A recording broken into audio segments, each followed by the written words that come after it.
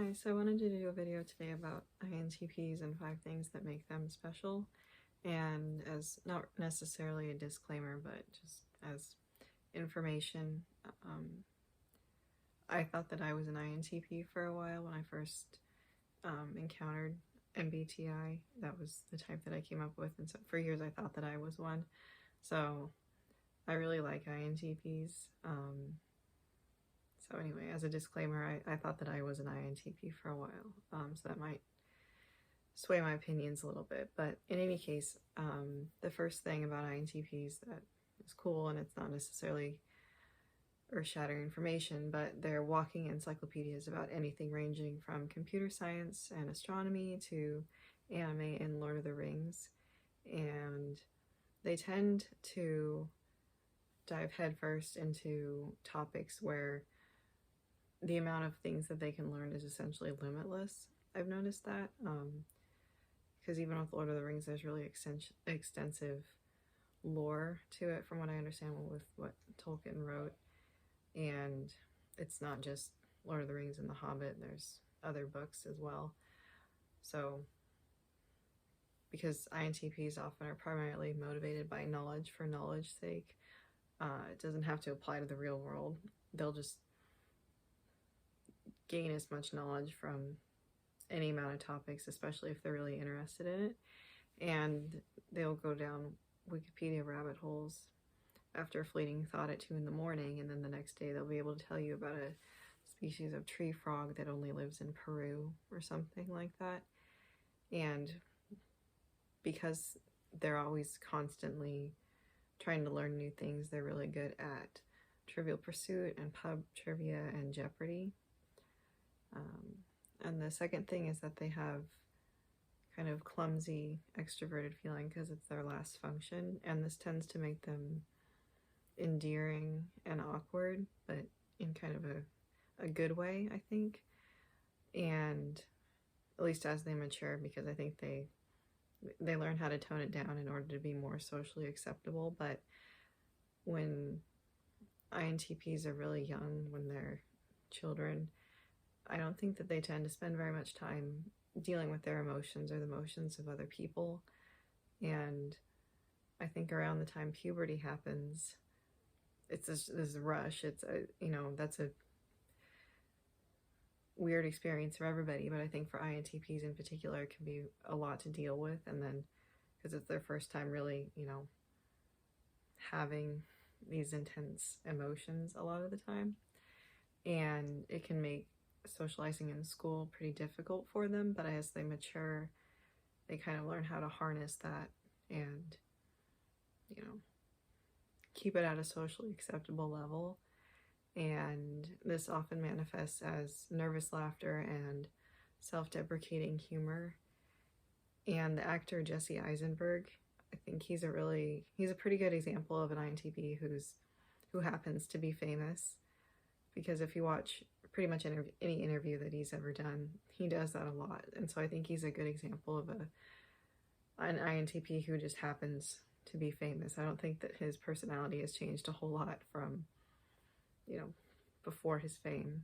So, and he played Mark Zuckerberg in a movie, who I don't think is INTP, but it's a side issue. And I think also that Matt Bellamy from Muse is another fairly good example of an INTP who happens to be in the public eye.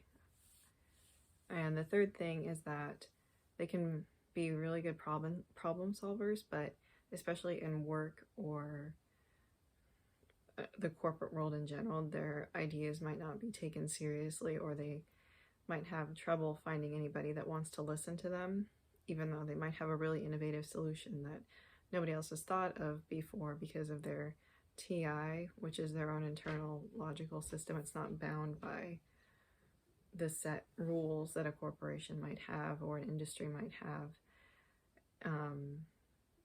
If there's a problem that isn't being solved because everybody else is trying to solve it using the set rules, the TI and NE that they have allows them to come up with new solutions. But I think a lot of the time people just don't want to listen to them, especially in a corporate setting. which can be a problem, but they're really good problem solvers in any case. And the fourth thing is that an INTP doesn't necessarily have to be smart, but they tend to be, at least in the academic realm. And what I've seen is that they sometimes don't necessarily have to study as much as some other types do in school, at least until college. I know some INTPs, apparently once they get to college, it's kind of a rude awakening with the courses that they have to take, where they actually have to put in effort. But at least through high school, I think they seem to retain scholarly information really well, and they're good at skimming assigned reading and determining really quickly what information is important and what might be necessary in order to, pass the test or write a paper. And because they take that information that they've read and then they extrapolate on it.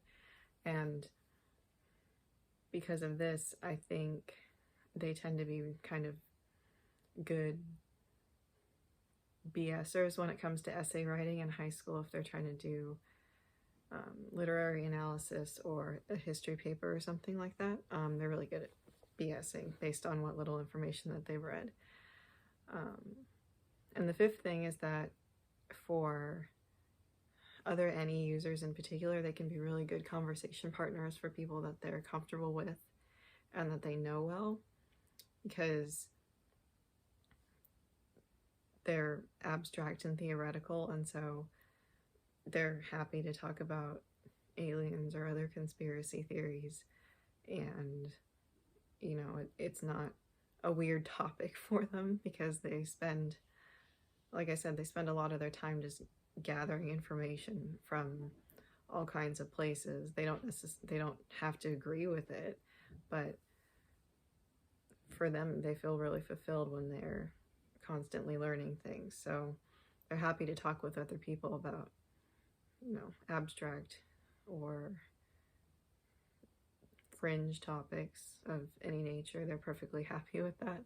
So, but only with people that they know well. So, yeah, that's 5 things about INTPs that I think make them pretty cool. If you have any questions, comments, or concerns, please let me know. Thank you for watching this video, and I hope that you're having a good day. Bye.